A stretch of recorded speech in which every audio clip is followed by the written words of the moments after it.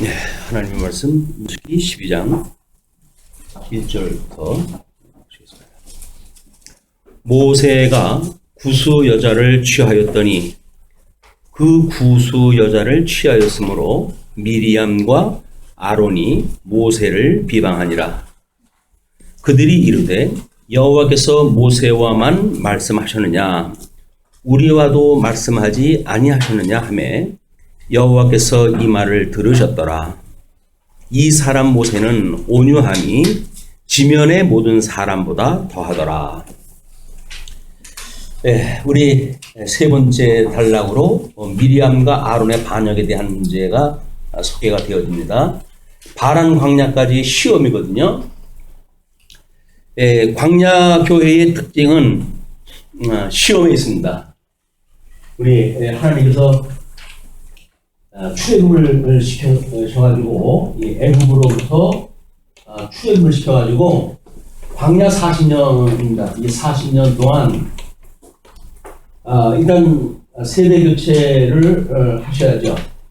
세대 교체를 해서 거듭나고 중생한. 그래서 이 예수님은 어린아이를 예를 들어가지고 이 하나님 나라에 들어갈 수 있음을 이야기를 다 하시죠.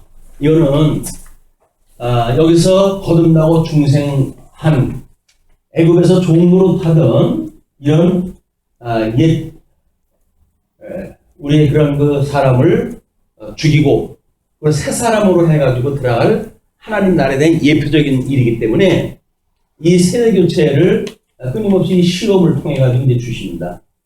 물론 이 시험은 우리들로 하여금 거듭나고 중생하여서 이 하나님 나라에 들어가기 위한 시험이에요. 물론 이 시험에 걸려 넘어지는 사람도 있지만, 그래서 이 광야교회라고 하는 곳이 지금 우리가 몸담고 있는 이 교회도 육체의 소욕이 더불어 있는 이 광야의 교회입니다. 광야의 교회는 끊임없이 이 시험이 있는 곳이기 때문에 하나님 앞에 이 시험에 들게 하지 말아달라고 기도를 갖다 해야 될 이유가 여기 있는 거죠. 주기도를 할 적에도 시험에 들게 하지 마시옵고, 그리고 이 애굽에서 종노릇하던 이 악으로부터 우리를 구원하여 주십시오라고 기도를 갖다 하고 있는데, 이번에 이제 미리암과 아론의 비방은 모세가 구수 여자를 취했다는 거거든요. 여기서 출애굽을 갖다 했던 지도자가 이제 모세라고 하는 지도자입니다. 모세라고 하는 지도자인데, 이 시험을 보통은 백성들이 지도자를 모함하는 것부터 있게 되어지고, 이런 장차 우리 예수 그리스도가 이 땅에 오셨을 때에 끊임없이 예수 그리스도를 대적하는 적그리스도를 지금 예표적으로 보여주는 사건입니다. 그러니까는 지금 여기서 비방을 갖다 했던 미리암과 아론이라고 하는 사람들도 지도자 그룹이에요. 지도자 그룹. 그래서 모세가 만약에 하나님과 독대했던 지도자라고 한다면, 이 지금 여기서 말하고 있는 미리암은 선지자로 하나님께서 이제 불러가지고 출애굽기 15장 보게 되면 이 출애굽을 갖다 했을 때 엄청난 찬양을 갖다 하고 소고를 치고 그러면서 이제 기뻐합니다. 이름으로 표현되어진 거는 지금 우리 미리암이라고 하는 여인은 출애굽 때 찬양했던 걸로만 나오는데, 만약에 미리암을 모세의 누이라고 이야기했을 때 모세가 이제 그 갈대 상자의 버림을 받았을 때 따라갔던 그 여인이 모세의 누이라고 설명이 되어져 있어요. 그리고 유모를 소개해 준다고 해가지고 모세 어머니를 소개했던 사람도 이제 모세의 누이입니다. 거기는 이름이 소개가 안 돼요. 이름이 소개가 안 되는데, 같은 사람인지 아닌지는 성경에서 밝히지 않으니까. 어쨌거나, 분명한 거는 미리암이라고 하는 이름으로 등장되어진 거는 출애굽기 15장에서 출애굽의 그 놀라운 장면을 하나님 앞에 찬양을 갖다 하고 주장을 갖다 했던 그런 여인으로 이제 등장이 되어져요. 그리고 그 찬양 내용이 이스라엘 민족사에 대한 그런 찬양이 되어지기 때문에 선지자로 이제 보통 이야기가 되어져 있고, 여기서 나오는 아론이라고 하는 인물은 모세의 형으로서 이미 대언자로 해가지고 하나님께서 세우셨고, 그리고 출애굽기 레위를 통해 가지고 대제사장이라고 하는 어마어마한 그 직함을 가지게 되어진 그런 그 지도자이거든요. 그런데 여행들을 떠나는데 일단 미리암과 아론이 모세를 비방했다 했는데, 미리암이라고는 여자가 먼저 등장해요. 여자 이름이. 아마 모르긴 몰라도 우리 아담이 타락을 했다 했을 적에도 아담이 먼저 이제 타락한 것이 아니라 하와가 먼저 선악을 알게 하는 과일나무 열매를 따먹는 일에 있어서 사단에게 미혹을 처음에 당했다라고 해가지고 소개를 했다 하거든요. 근데 여기서도 이제 그 구수 여자를 취했다고 하는 그런 어떤 이유를 대고 미리암과 모라니 그 아론이 모세를 비방하는 사건이 이제 있게 되어집니다. 그런데 우리가 잘 아는 대로 예수님의 이 계보를 보게 되면 이방인 여자가 5명 정도가 이미 등장했다 해요. 이거는 이 출애굽을 갖다 하고 이 광야 생활을 12지파를 통해 가지고 세대교체가 되어지는데, 일단 유다 지파 유다가 출생을 갖다 했을 때도 이미 이제 어떤 그 불량스러운 방법을 통해 가지고 유다가 출생이 되는가 하면, 그리고 이들이 가나안 땅에 들어갔을 때에도 이미 일단 거기에서는 기생으로 이제 소개가 되어지니까, 기생이라고 하는 천한 여인으로부터 예수 그때 계보가 되어지는 거를 마태복음 기자는 이걸 꼬박꼬박 정리했다 합니다. 그래서 다른 여자 이름은 언급이 되지 않아도 불량스러운 이스라엘 백성들이 천하다고 여기는 여인들의 이름은 명기를 갖다 해놓는 것이 마태복음의 특징이에요. 이 특징인데, 거기에서 우리 예수님이 오셨다는 거 아닙니까? 예수님이 그 계보를 따라가지고 오셨다고 하는 그런 내용인데, 여기서 미리암이라고 하는 그 누이가 먼저 모세를 비방을 했고, 이름은 지금 아론이 거기에 함께 연결이 되어져 있지만, 그 비방했다고 하는 동사의 내용을 보게 되면 여성형 그 동사로 되어져 있는 걸로 보아서는 주로 미리암에 대한 사건이라고 보통 성경학자들은 해석을 다 해요. 근데 일단 이렇게 이방 여자가 예수님의 계보를 따라가지고 이제 이렇게 출연이 되어지는데, 여기서 이 미리암이 어떤 구수 여자라고 하는 거를 핑계를 댔지만, 그걸로 해가지고는 하나님께서 지금 지적을 안 해요. 그런 문제로 해서는 본문에서 하나님이 그래 모세가 못했다 라고 하는 걸 동의하다 하지 아니하시고, 모세를 비난하는 이제 그 미리암과 아론에게만 하나님 책망하다 하는 사건이 벌어지거든요. 그런 걸로 보아가지고 이들이 모세를 공격했던 어떤 비난의 대상, 이 비난의 내용, 이것은 명분에 지나지 않습니다. 하나님이 동의하지 않냐는 명분에 지나지 않아요. 그런데 그들이 이르되, 요 2절에서 요들의 본색이 이제 드러나는 거야.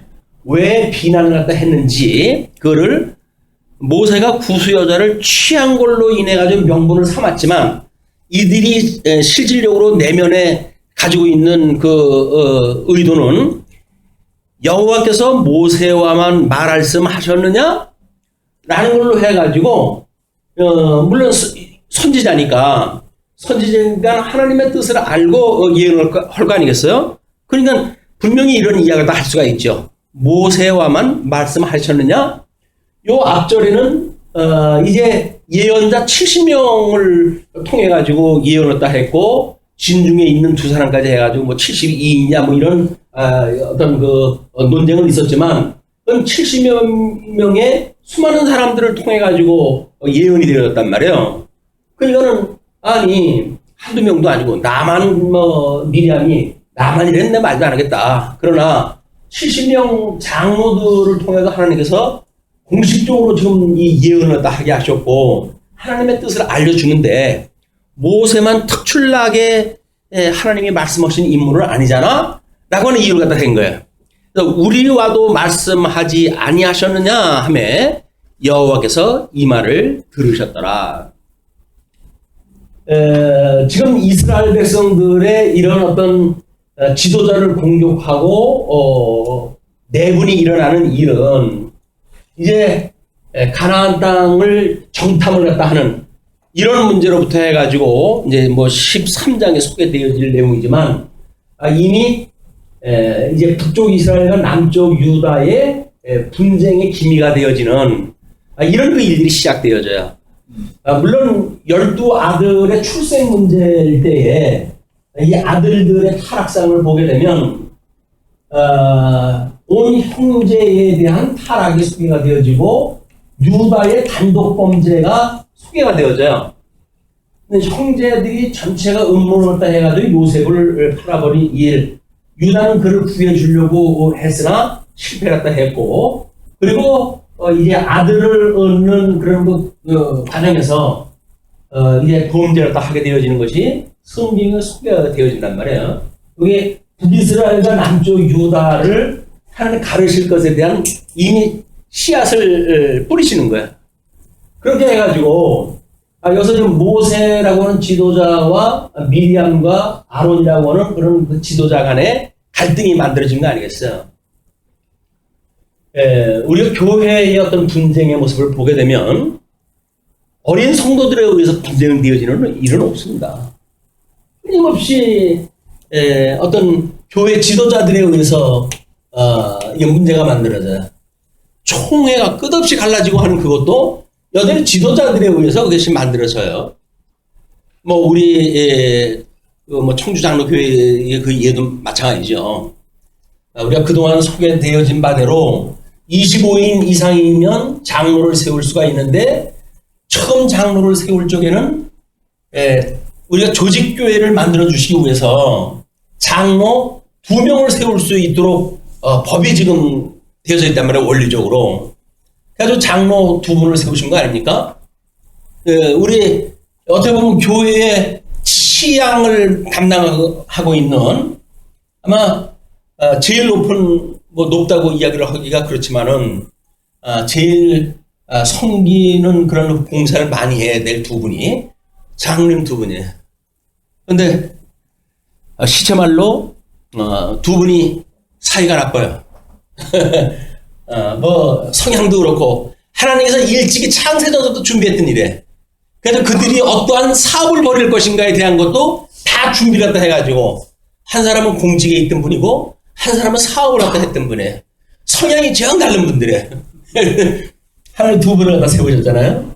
갈등이 나고 이제 교회가 어지럽게 시작을 해서 총회의 법통으로 여겨지는 목사님이 계셔요. 교회 헌법을 평생 연구하신 분인데, 그래서 자문을 요청을 했어. 장로님 이만저만 하게 되는데, 지금 좋은 지도를 받고 싶습니다. 그랬더니, 하나 자르세요. 하나 자르세요. 그래요. 저처럼 그렇게 순진한 목사는 짐작도 못했던 그런 방안이에요. 한 사람을 잘라야 된다 그래요. 그래서 목사님 근데 2분을 제가 세우신 그 장로님인데요. 그랬더니 그런 얘기하는 목사님이 그만둬야 된다. 왜냐하면 2분 중에 하나를 쳐내면 교회가 살아나지만 만약에 2사람에 대한 거를 뭐 공정하게 한다든지 이렇게 이야기를 해서 이 편도 저 편도 안 들게 되면 이 2분은 필히 당신이 평생 교회사를 연구해오고 헌법을 연구해오면서 교회 분란의 양태를 보게 되면 2분이 힘을 합쳐가지고 당신을 쫓아낸다 그 이야기예요. 난 쫓아내는 건 염려가 안 됐어. 2분이 힘을 모아가지고 날 쫓아낸다고 한다면 그건 뭐 그렇게 겁이 안 나요. 왜냐면 성도님들이 제 말씀을 듣고 이제 이 공부를 하시는 분들이니까 장로님 패로 해가지고 이거 되지는 않거든요. 근데 일단 법통의 그 목사님의 자문을 받아가지고는 내 마음이 움직이질 않아요. 그 방법은 안 되겠다. 이제 두 분 장로님들이 오전 예배만 끝나면 난리가 났어요. 한쪽은 이쪽 붙들고 한쪽은 이쪽 붙들고 내가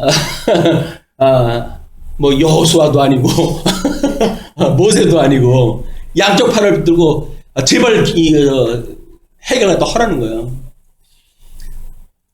일단은 공동의회를 통해 가지고는 교회의 어떤 그런 분쟁을 해결할 수 있는 그런 것도 안 되겠어요. 다만 이제 이사 가는 조건으로 해가지고 이제 그 문제가 언급되어졌는데, 그래서 이렇게 싸우는 것이 내가 알고 있는 예수님의 몸으로서는 온전한 것이 아니다 싶은 생각이 들어가지고 한쪽에 목사님들은 당신이 나가서 개척을 하게 되면 당신 좋아하는 성도님들이 모여가지고 그냥 예배당 될 거 아니냐, 그렇게 해라, 이렇게 이제 지도를 갖다 하는 분도 있었어요. 근데 그것도 옳지 않았어요. 왜냐면 목사가 자기가 섬기던 교회 내버려두고 옆에다 교회 세운다는 이야기는 이미 다른 사람마다 다 꼼수 아니에요. 이게 아무리 성도님들이 저를 좋아한다고 하더라도 뻔한 그 짓을 갖다 해가지고 그런 건 옳다고 여겨지지가 않았어요. 그래서 제가 목회하려고 세상 사는 것도 아닐 테고 그것도 내 마음이 움직이질 않습니다. 그 마음도 움직이지 않아요.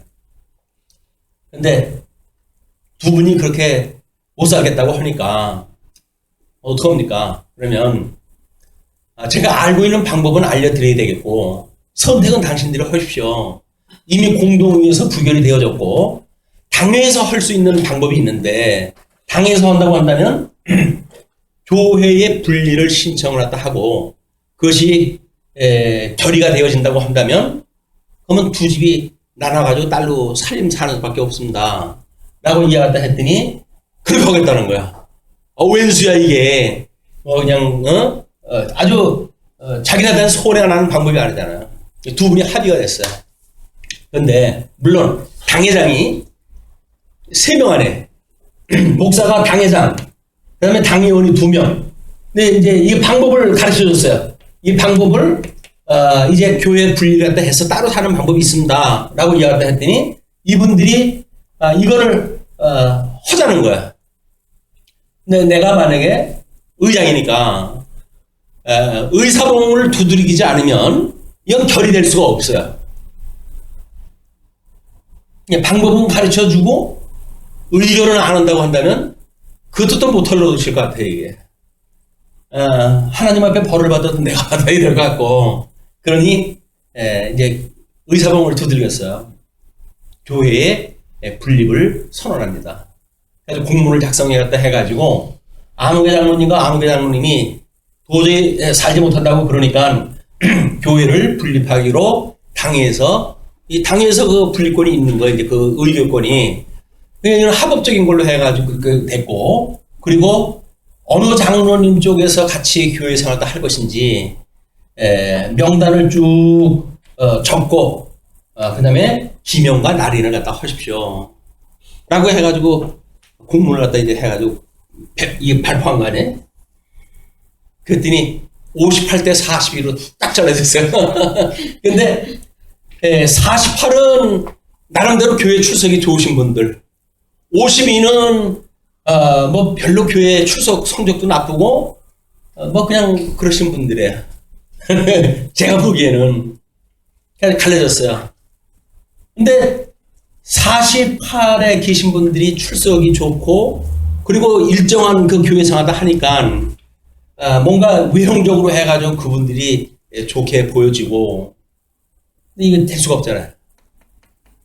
그래도 이거 당에서 결의가 됐으니까 내가 봐가지고 안 돼, 무효 그럴 수도 없는 거고, 이대로 진행이 됐어요. 그렇게 진행이 되는데, 자 그래가지고 이제 한 교회를 분립이 됐으니까 일정한 분립되어졌으니까 돈이라도 얼마를 줘가지고 나가야 될 거 아닙니까? 그래서 이분들이 건축연보 홍보를 쭉 계산했다 해가지고 그 건축연보 거를 개척자금으로 해가지고 드렸어요.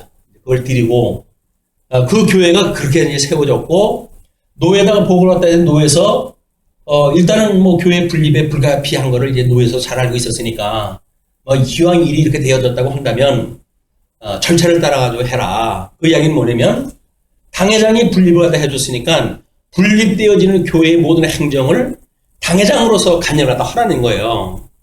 그분들도 여전히 내가 당회장이고, 남아있는 분들도 내가 당회장이에요. 그분들이 개척하기 전까지는. 그래가지고, 예배 순서니, 노예 절차니 전부 해가지고, 이제 교회를 세우도록 이제 그렇게 됐잖아요. 거기까지. 이제 그 건물 얻는 것도 전부 내가 도장 찍어가지고 내 이름, 내 명의로 다 되어져 있었는데. 근데, 그쪽에 이제 목사님 총빙이 되어지고, 내 이름을 빼고, 그 다음서부터 뒤돌아서는데, 무서운 그 모습들이 보이더라고요. 완전히, 원수 보듯이 이제 보고 이래가지고 시작이 되어졌고. 그러면, 한쪽의 장로님은 그러면 만족했을까?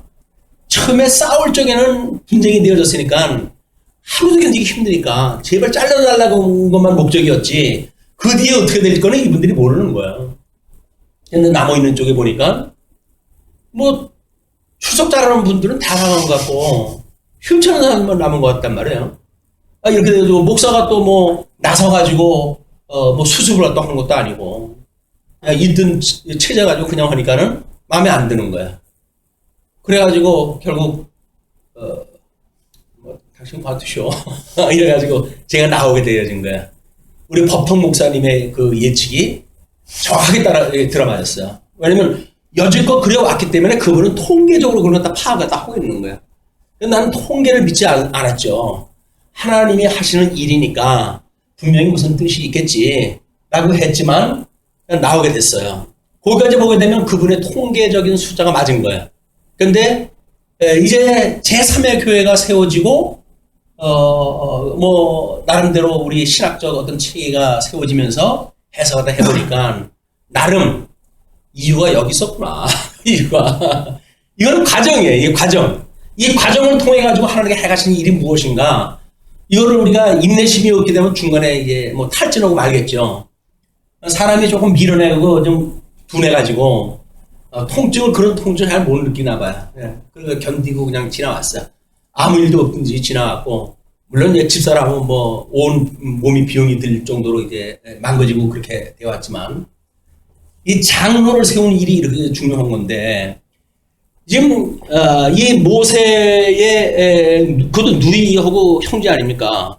같은 친척지간의 형제예요. 이게 지도자도 떨어져 있는 어떤 지구가 다른 그런 그 지도자들도 아니고 같은 집안의 지도자들인데 이게 모세를 공격하는 빌미가 되어졌고 이게 지금 12장의 배경이에요. 교회의 지도자라고 한다면 통치 영역 아닙니까? 통치 영역. 이 통치 영역이라고 한다면 정치적 본능인데 이 정치적 본능은 무섭습니다. 요즘 그 일어나는 사태들도 마찬가지예요. 그 테러에 가까운 발언들 보게 되면 무서운 이야기들을 막 끄집어내잖아요. 이게 정치적 목적을 위한 사람들의 성향인 거예요. 어쩔 수가 없이. 그래도 교회니까 싸우고 그럴 거 뭐가 있느냐 해가지고 쉽게 정리가 되어지는 쪽으로 이게 풀러나갔으니까 그렇지만 그렇지 않다고 한다면 누구는 죽어나가는 거야. 자, 이렇게 되어졌을 때 그렇게 미리암이 가지고 있는 속내가 이제 자기도 하나님에게 말씀을 듣고 예언을 갖다는 선지자라고 하는 이야기죠. 그런데 그 비난의 대상이었던 모세는 온유함이 지면의 모든 사람보다 더하더라 그래요. 이 온유함이라고 하는 모세의 특성인 온유함, 이 온유라고 하는 그거는 하나님의 그 교육, 하나님의 교육을 통해 가지고 온 몸이 하나님에 적응되어지는 하나님의 그 말씀에 순응하게 되어진 상태가 온유한 심령이에요. 이 들사람으로 살고 애굽에서 종노릇할 때 살고 미디안에 40년 동안 살고 이런 거하고는 성향이 다른 거야. 모세에게 이 온유함이라고 하는 건 출애굽 그 명령을 받고서부터 하나님을 만나고서부터 여러 가지 당하는 모든 시험들 그런 걸로 인해 가지고 하나님을 아는 신지식에 의해 가지고 마음이 하나님의 뜻에 부합하도록 되어진 상태. 이 온유한 심령이에요. 무슨 온유한 심령이라고 해가지고 뭐 부드러운 말씨 뭐 이런 걸 가지고 그런 그 이야기를 하는 게 아니에요. 하나님이 만사를 언약대로 이루신다고 하는 것을 믿어져서 하나님의 뜻을 따라 가지고 순종할 수 있도록 바뀌어진 성향. 그게 이제 온유하게 되어진 상태거든요. 그러니까는 지금 이스라엘 백성들을 출애굽을 인도했다 했던 지도자고 다른 사람들은 거기에 조력자로 이제 일을 한다 했잖아요. 그러니까 하나님의 뜻을 가장 잘 아는 것이 모세인 거예요, 이게. 모세가 하나님의 뜻을 잘 알고 문제가 있을 때마다 하나님 앞에 무릎을 꿇고 기도를 한다 해왔고 그렇기 때문에 이 지금 미리암과 아론이 공격했던 모세의 그 내용은 하나님의 뜻하고는 상관도 없는 이야기. 하나님께서 이방인 여인을 취하지 말라는 이야기는 이 가나안 땅에 들어갔을 때 이 가나안의 7 족속이 가지고 있는 사람들과의 어떤 접촉을 피하고 우상을 피하게끔 만들기 위한 그런 그 법도였어요. 여기에 이 모든 사람들을 다 진멸시키라고 하는 그런 그 이야기 또는 그 가나안 7 족속의 그 여인들과 혼인시키지 말라고 하는 이야기 이런 그 이야기였기 때문에 지금 미리암이 공격하고 있었던 내용은 우리 출애굽기 19장서부터 하나님의 의에 대한 설명이 쭉 나오지 않았습니까? 그거로부터 해서 레위기에 이르기까지 하나님의 기뻐하시는 뜻이 무엇인가를 설명했던 그런 그 내용 중에 빠져져 있는 거예요. 마치 예수님 오셨을 때에 유대인들이 율법을 자기네들 취향에 맞춰가지고 그리고 예수님을 정죄했던 것처럼 이 사람들도 모세가 선포했던 그 율법에 대한 그 조항에 걸리지가 않는 거예요. 그걸 가지고 모세를 갖다 공격을 했으니까. 그런데 2절에 다행히 이제 그 속내가 들어져 있는 거야. 나도 선지자가 아니냐? 너만 선지자냐? 라고 했던 시기심으로 해가지고 이런 그 일들은 시기심으로 나와요. 시기심.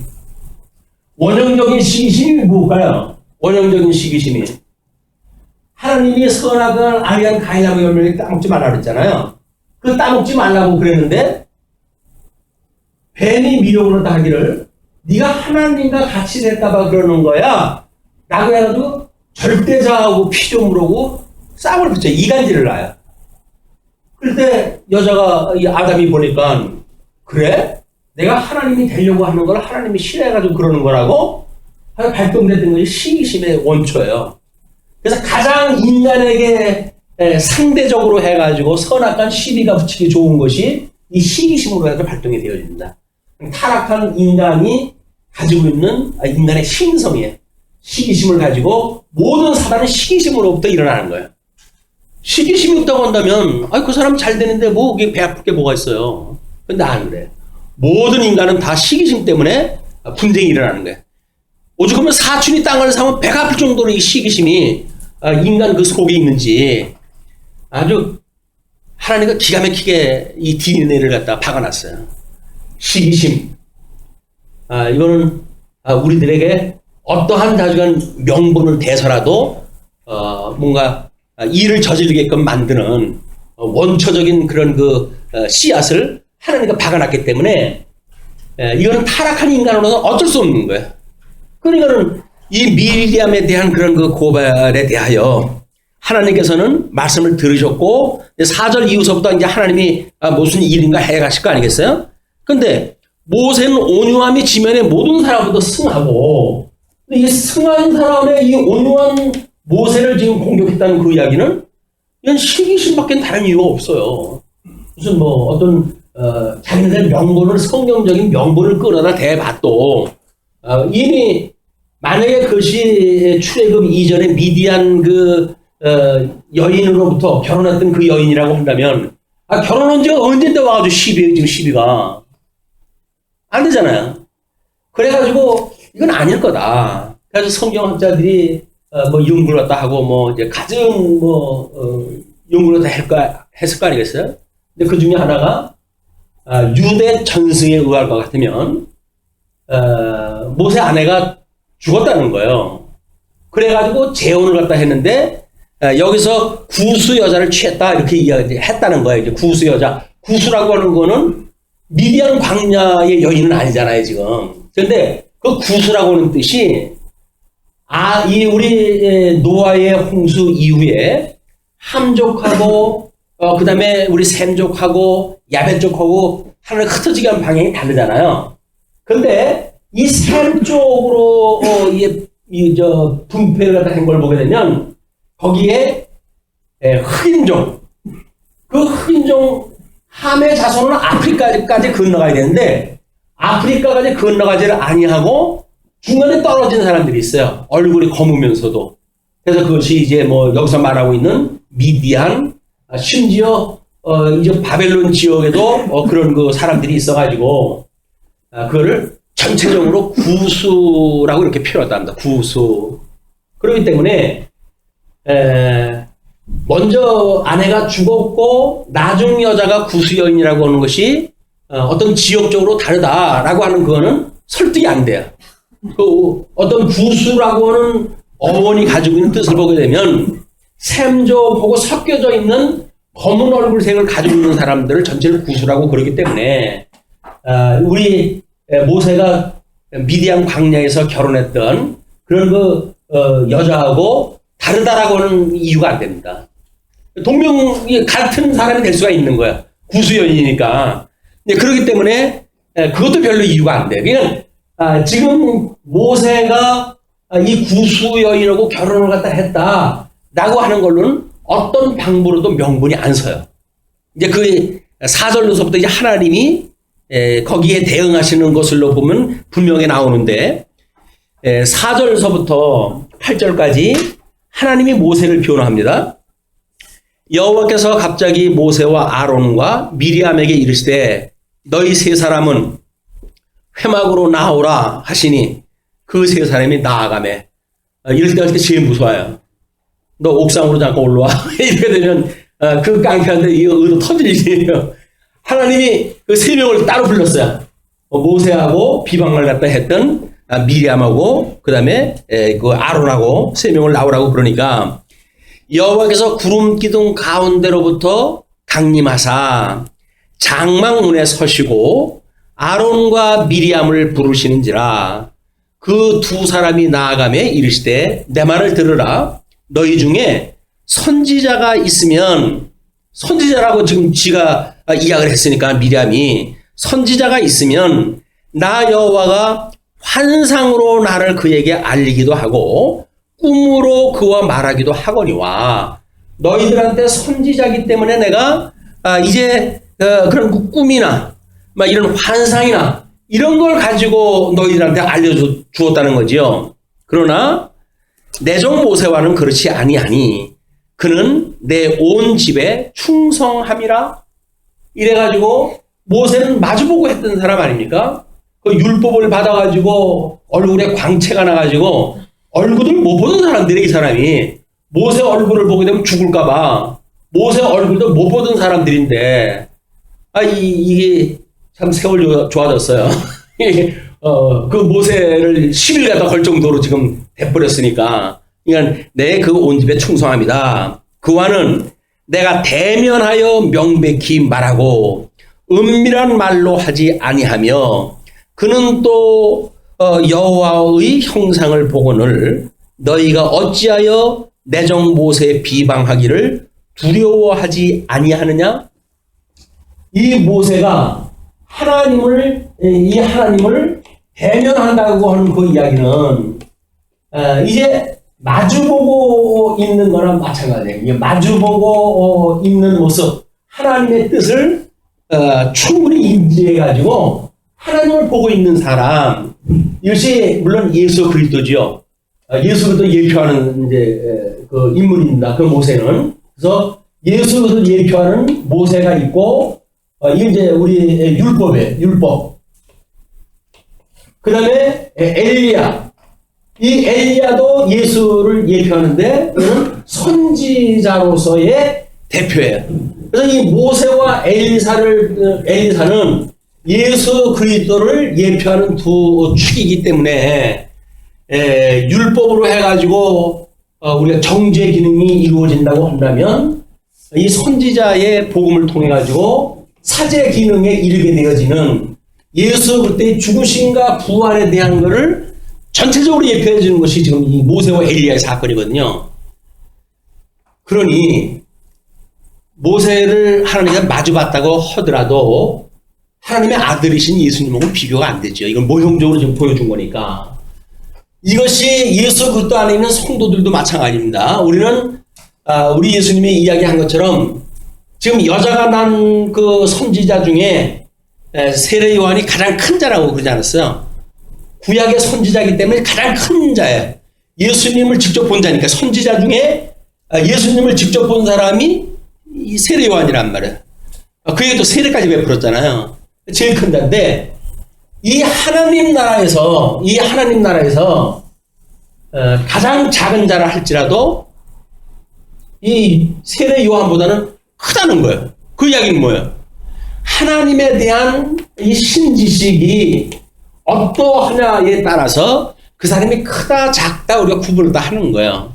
그래서 서신서에 가게 되면 서신서에서 우리 믿음이 큰 자, 이 믿음이 큰 자가 어린 자에 대하여 어떻게 해야 될 것인지, 또는 믿음이 작은 자가 믿음이 큰 자에 대하여 어떻게 해야 될 것인지, 이것이 언급되어지는 거예요. 이제 우리 신약교회에 와가지고.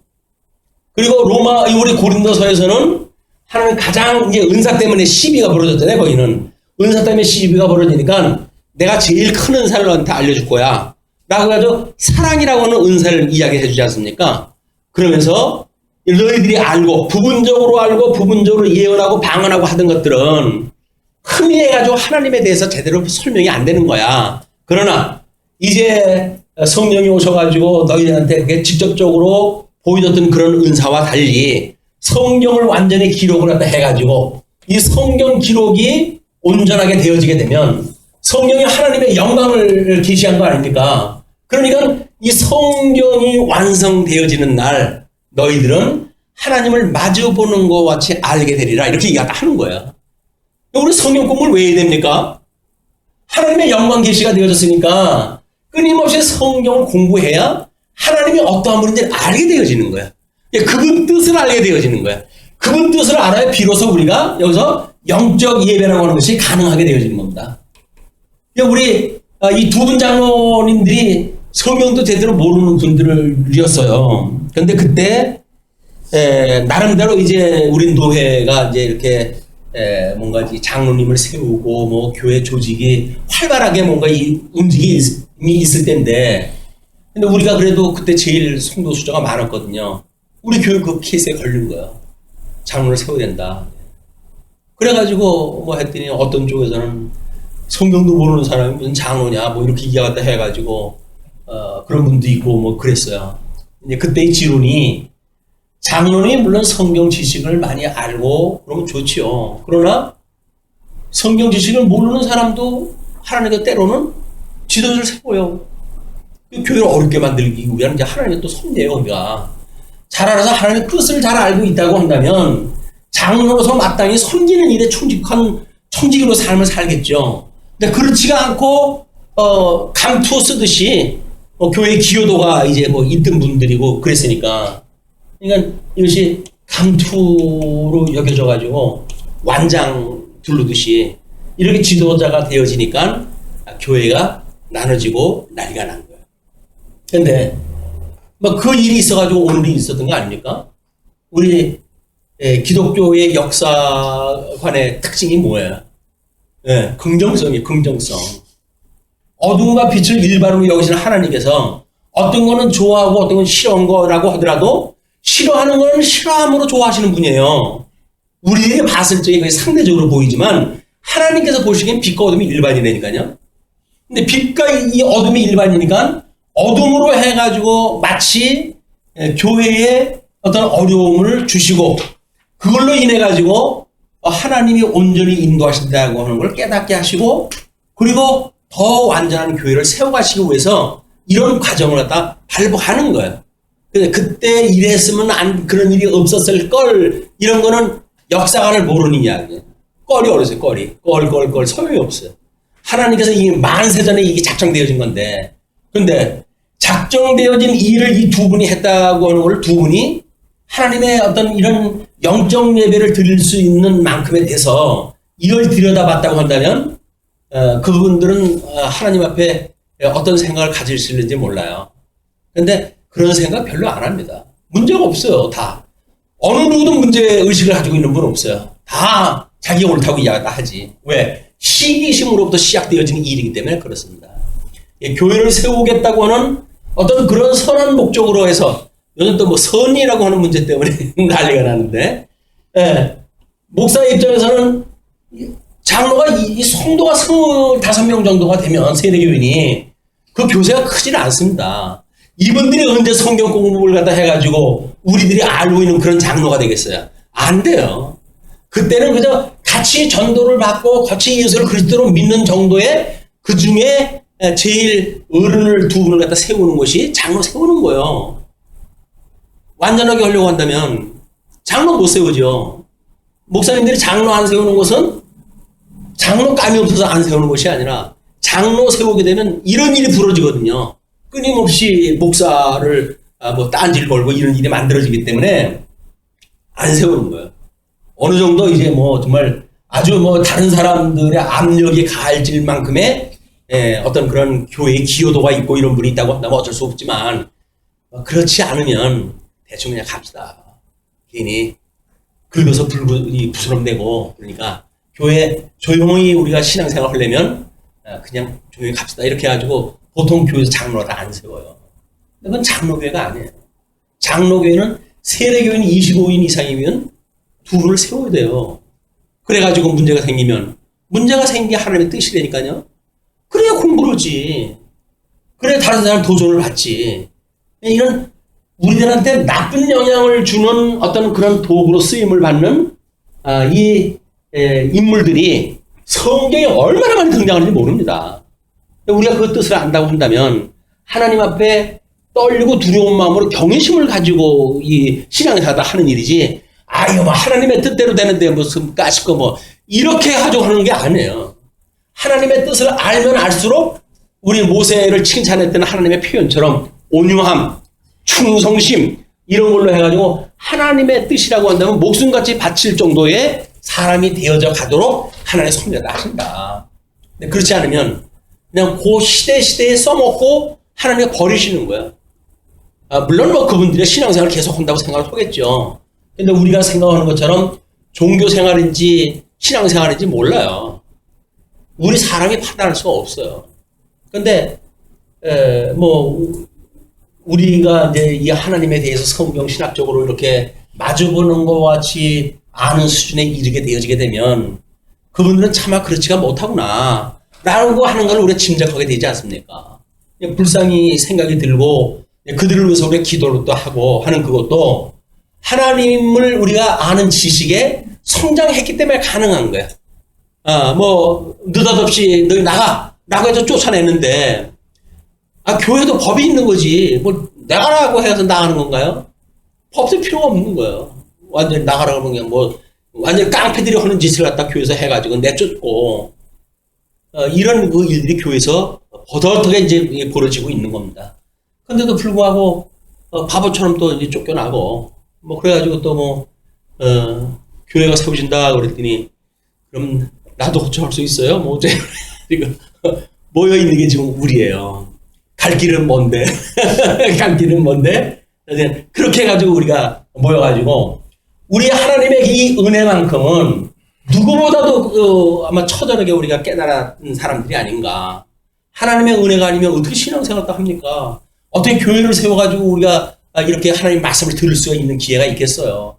그렇지 않으면 숫자 많아지고 뭐 그런데 그냥 빠져가지고 그래도 우리가 뭐 괜찮은 교회에 이제 다닙네 라고 하면서 신앙생활을 했을지도 몰라요.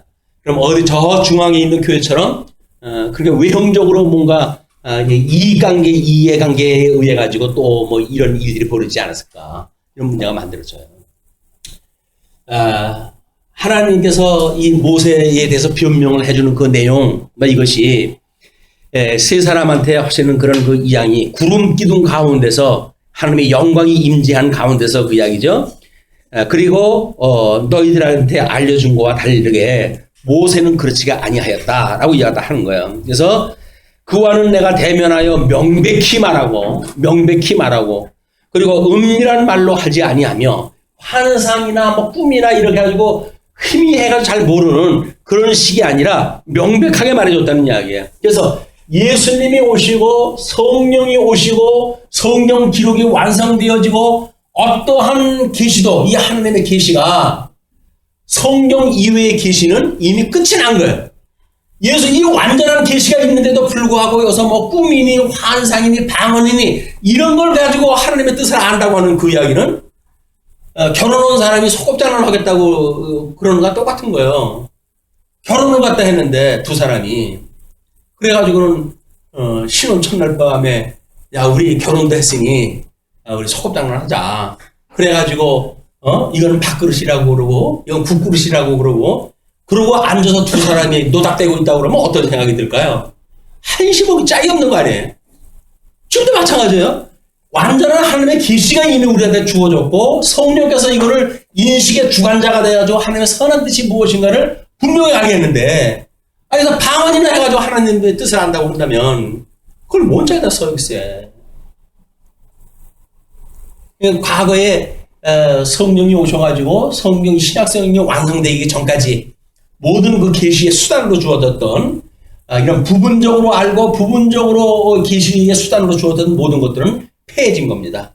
근데 오직 하나님의 말씀은 성경만이 계신 거예요. 다른 거는 수단적으로 우리 이 성경이 기록되기 전까지 거기도 이제 중매 몸된 교회가 있어야 되니까 그런 걸로 주어진 거예요. 물론 지금도 뭐 문자가 없거나 이런 그 민족에게 복음이 증거되어야 된다고 한다면 뭐 방언의 역사가 있을 수도 있겠죠. 그러나 그건 성경적인 방언의 역사는 아니에요. 그때 그 사람들에게 어떤 필요한 사람을 구원하거나 하나님께서 그런 거를 나름대로 언약대로 성취해 간다고 하는 그런 차원에서 그런 이적적인 일이 일어나는 거지 성경적인 그런 그 사건은 아니다 그게. 그렇다고 한다면 우리는 이제 대명천지 밝은 세상에서 이 성경을 보고 있는 거 아니에요. 성경 이외에 어떤 것도 계시의 수단으로 우리가 언감생심 아무리 궁금해가지고 죽을지언정 다른 걸로 해가지고 이걸 계시의 방법으로 삼으면 안 돼요. 그래도 좀 알아가지고 하나님의 뜻을 미리 조금 알아가지고 했으면 어떨까. 성경 보시면 또 다 나오잖아요. 모르는 게 뭐가 있어요 하나님 뜻. 내일 무슨 일이 일어날지 어떻게 알아요. 성경에서 그걸 왜 계시를 갖다 해요. 하나님이 나한테 내일 있을 일을 갖다 못하는 계시 갖다 해줘요. 이 계시는 뭐예요? 예수 그리스도에 대한 이야기 아닙니까? 우리는 예수 그리스도 안에 있는 성도들인데 그 성경이 예수 그리스도 안에 있는 우리들한테 왜 우리 특별히 개별적으로 왜 그 일을 갖다 알려주냐고요. 이미 계시를 알려고 했던 방법이 잘못되어진 거예요. 그거는. 그래가지고 뭐 천사가 하는 말을 안다 할지라도 사랑이 없으면 아무것도 아니라는 거 아닙니까? 이 계시를 통해 가지고 하나님의 뜻이 무엇인가를 알고 이것이 영적 예배를 드리기 위한 이런 사랑의 대강령 신구약 성경을 통틀어 가지고 주는 그런 명제가 사랑 아닙니까? 위로는 하나님을 사랑하고 이웃을 내 몸에서 사랑하라. 이게 제일 큰 이게 율법이란 말이에요. 이 강령이란 말이에요. 그래서 너희들이 사랑을 이미 한다고 한다면 율법이 완성되어진 거야. 이렇게 할 정도의 이게 하나님의 뜻이라니까요. 내일 여기서 우리 일이 뭐가 알 게 필요 있어요. 사랑하면 살라고 그러는데 사랑하면 되지. 사랑하기는 싫고 그리고 뭔가 어떻게 좀 딴 데로 방향을 돌리려니까 다른 게 필요한 거예요. 성도 사랑하는데 무슨 뜻이 필요해요? 그냥 사랑하면 되지. 사랑하려고 한다면 그를 갖다가 위해가지고 섬기고 우리가 여러 가지 좋은 것을 함께 나누고 진리와 함께 기뻐하고 그러면 사랑 아니겠습니까? 내일 일이 뭐가 필요해요? 우리 누구 말보다 내일은 난 몰라요. 죽으면 죽으리라 라고 이야기했던 그분이 외정시대 때 감옥에서 말도 못하는 고난을 당했거든요. 그런 것들이 어떤 우리들한테 실질적으로 하나님의 뜻을 전해준다고 하는 이런 오해가 되어져가지고 그래가지고 지금도 예수를 믿는다고 하는 그런 믿음의 강도를 직접 계시를 받거나 이래서 하나님과 1대1로 뭔가 지금 이루어지고 있다고 보는 거예요. 이게 우리는 1대1로 살아간다고 한다면 예수님과 아무 상관이 없는 거야. 왜? 우리는 예수 그리스도 안에 있는 내용 아닙니까? 내용. 우리는 성도라고 하는 창세전에 그리스도 안에서 우리가 선택하기로 예정되어진 사람들이 선택의 이 역사가 지금 이루어진 이것이 우리들의 모습이 되니까요. 우리 독자적인 개인은 없어요. 이제 다 우리는 예수 그리스도에게 접붙은 이런 성도란 말이에요. 성도, 지체. 하나의 생명인데 이 하나의 생명에 우리가 합쳐져 있는 사람들인데 여기서 개인 생활이 왜 필요하냐고요. 독자적으로 내 할 일이 뭐가 있을까요? 물론 주신 은사를 실현하고 하는 우리들의 교회 생활을 통해서 그런 것이 있죠. 그러나 개인 생활에 대한 어떤 궁금증이나 이런 것들도 소용이 없는 거야.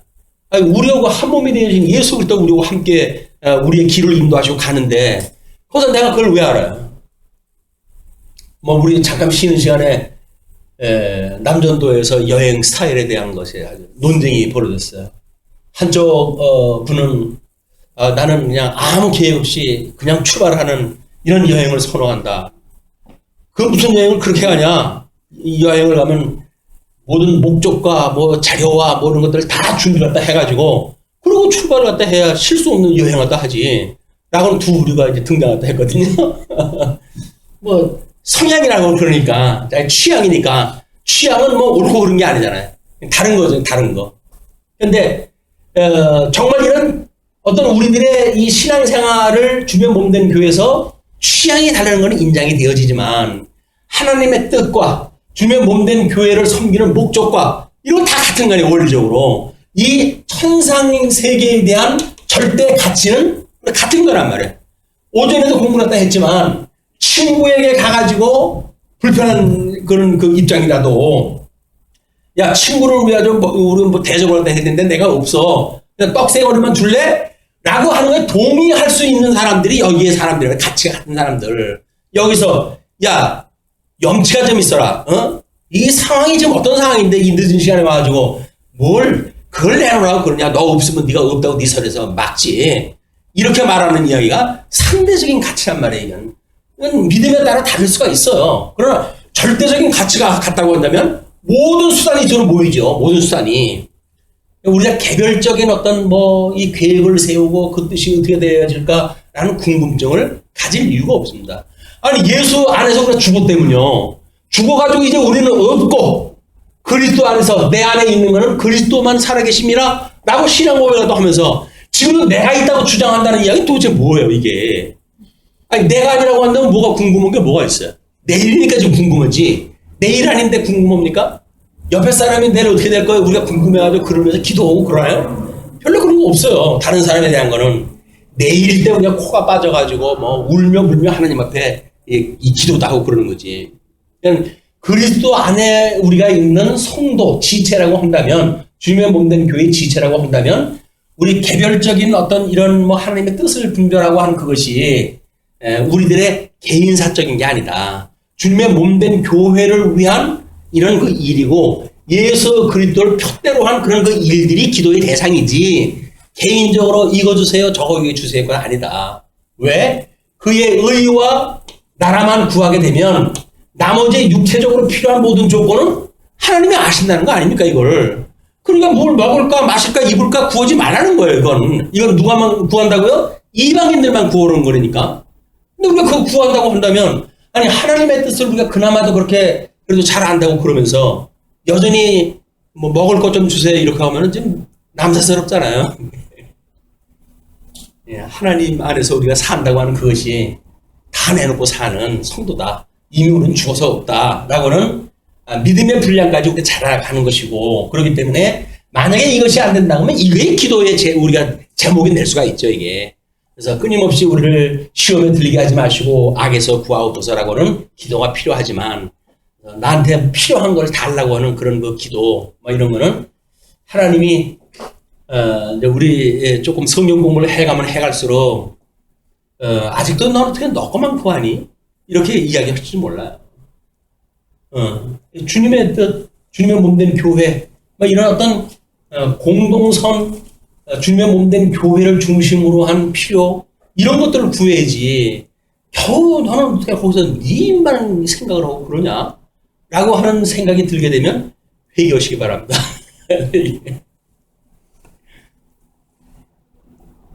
근데 여호와께서 9절에 여호와께서 그들을 향하여 진노하시고 떠나시면 진노라도 하셔요. 진노. 왜냐면 원천적인 그들의 죄를 보셨기 때문에 그들을 진노라도 하시고 떠나신 거예요. 그러니까 떠나는 현상이 어떻게 일어납니까? 구름이 장막 위에서 떠나갔고 미리암은 나병에 걸려 눈과 같더라. 장막이 구름에서 장막 위에서 떠났다는 이야기는 뭐예요? 하나님의 임재가 없어졌다는 거예요. 하나님의 그 구름 기둥과 불 기둥으로 인도받다 해가지고 이제 여행한 지 몇십이나 됐어요. 근데 하나님의 영광이 떠나버린 거예요. 인간들아. 이 지도자라고 해가지고 있는 너희들이 그렇게 한다고 한다면 너희들 보통 교육으로 안 되겠다. 잠시 내가 너희들 얼굴 안 볼 거야. 얼굴을 안 볼 거야. 하나님께서 우리한테 가장 큰 벌을 준다는 게 뭡니까? 이 중용된 교회에서 성찬을 어떻게 하는 거예요? 교회에서는 우리들의 교회 표지나 또는 교회의 이 은혜의 방편을 보게 되면 말씀, 그 다음에 성례, 그리고 표지는 우리가 권징이라고 이야기를 했잖아요. 이 말씀을 가지고 권징이 없는 교회는 교회가 아니라는 이야기거든요. 근데 은혜의 방편, 이 은혜의 방편은 말씀, 성례, 기도예요. 기도. 우리가 이 기도라고 하는 건 끊임없이 이 권징을 받아 마땅한 일이 있었을 때 이걸 기도로 하는 그 일로 대치되어지는 거 아닙니까? 그리고 이 성례, 예수님이 우리를 위해서 돌아가셨다고 하는 걸 다시 기억을 했다 하고 이스라엘 백성들이 때만 되면 할례를 받고 유월절을 지키고 했던 것처럼 우리가 예수님의 세례를 받은 거 기억하고 그리고 떡과 잔을 나눔으로 해가지고 예수님의 대속의 사건을 기억하는 일, 이것이 주님의 몸된 교회의 표지이기도 하고 은혜의 방편이기도 하다. 지금 하나님께서 얼굴을 외면하셨다는 이야기는 뭐예요? 우리 어머니들이 그잖아요. 아이들 길러가지고 말 안 듣고 그러면 싫어. 난 너 모른 척 할 거야. 너하고 말 안 할 거야. 그래서 엄마가 토라진 척하고 그러면 애기가 겁을 바짝 먹고 엄마 잘못했어. 이래가지고 빌잖아요. 하나님도 그렇게 하신다니까요. 우리 말 안 들으면 난 너하고 안 놀아. 그래가지고 외면을 하게 되면 그 깜깜한 거에 이제 갈 길이 그냥 하나님 제가 잘못했어요. 철딱선이 없었어요. 라고 해가지고 회개 기도를 한다 해야 하나님께서 정신 차렸니? 내가 무슨 뜻인지 알겠지? 내가 너 미워서 그런 거 아니야. 라고 해서 우리를 갖다 감싸주신다고요. 어린아이 같은 이 심정을 가지고 우리는 어른이 돼가지고 아이들을 기르니까 어른들 입장에서 생각을 다 하는데 그것이 아니라 어린아이 입장에서 우리 엄마가 나를 얼굴을 외면했을 때 우리가 얼마나 큰 공포가 오는지 이게 감각적으로 와야 되는 문제거든요. 하나님의 얼굴 안 보인다고 한다면 잘 됐어요. 그럼 나도 하고 싶은 거 좀 하죠. 이렇게 하면 이거 막 하자고 하는 거니까. 예, 하나님의 뜻을 아는 사람은 그렇게 나지는 않습니다. 예, 그래가지고, 이제 아론이 이에 모세에게 이르되 슬프도다 내 주여 우리가 어리석은 일이라고 회개했다 해요. 그리고 죄를 지었으나 천하건대 그 벌을 우리에게 돌리지 마소서 라고 해서 중재를 요청을 합니다. 그 미리암이 살이 반이나 썩어 모태로부터 죽어서 나온 자같이 되지 않게 하소서.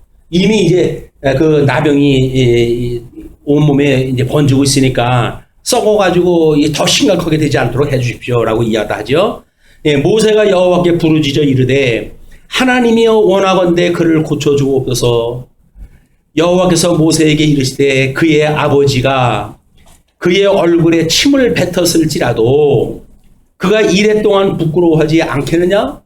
부모 자식 간에 아니 아무리 철딱선이 없어도 아버지 얼굴에 침 뱉었다고 한다면 그게 부끄러운 일 아니겠느냐 그 이야기죠. 그러니 그를 진영 밖에 이래 동안 가두고 그 후에 들어오게 할지니라 하시니라. 그게 권징이에요. 이게 진 바깥으로 내보내가지고 잘못했다고 하는 거를 온 진중 사람들이 다 알게 하고 그리고 일주일 동안 회개한 뒤에 돌아오게 해라. 그런 그 이야기거든요. 그들이 돌아오는 거예요. 이것이 이제 치앙에서 하는 일입니다. 그래서 치앙에서 돌아보고 신앙생활이 이상하면 권면하고 이런 그 일들이 벌어지는 거죠. 이에 미리암이 진영 밖에 이래 동안 갇혀 있었고 백성은 그를 다시 돌아오게 하기까지 행진하지 아니하다가 그 사람 때문에 다른 사람 이게 행진하다 행진이 멈춘 거예요. 이게 주님의 몸된 교회의 한 사람의 어떤 그런 그 무감각한 죄는 모든 성도에게 파급 효과가 있습니다. 전염성이 얼마나 높은지 몰라요. 뭐 지금 이게 조류 독감이니 이거 짐승들이 지금 난리가 났어요, 여기. 근데 뭐 철새는 그거 어떡해요, 저. 계절 따라 그냥 공중으로 날아가는 건데. 뭐 가다가 똥 한번 잘못 싸게 되면 그 밑에 있는데 난리가 나고 있는데 이런 판이니까. 그런데도 사람들이 뭐 지혜로 해가지고 다 할 수 있다고 하는 그 담력은 어디서 나오는지 모르겠어요. 손 놓고 있는 그런 그 대한민국 정부도 있는데. 속수무책이 어쩔 수가 없어. 그 후에 백성이 하세롯을 떠나 바란 광야에 진을 치니라. 지금 우리의 제목이 바란 광야에 이르기까지 지금 시험 안이에요. 그럼 이제 한 단계 끝난 거예요. 뭐 여러 가지 그런 우리 시험이 한 단계가 끝난 거예요. 근데 이 바란 광야로부터 이제 또 한 단계 가는 데까지 또 시험이 또 이제 겹치고 있을 거예요.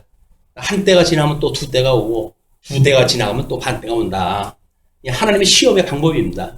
그것이 뭐 때로는 1년이다, 2년이다, 반년이다 뭐 이런 식으로 풀어내는 사람들도 있는데 물론 뭐 3년 반 기근이니 거기에 그 표기되어져 있는 날짜 수의 계산을 또 해가지고 같은 걸로 대입을 했다 하면 그렇게 될 수도 있겠죠. 그러나 같은 내용을 반복적으로 하는 게 쓰지는 않습니다.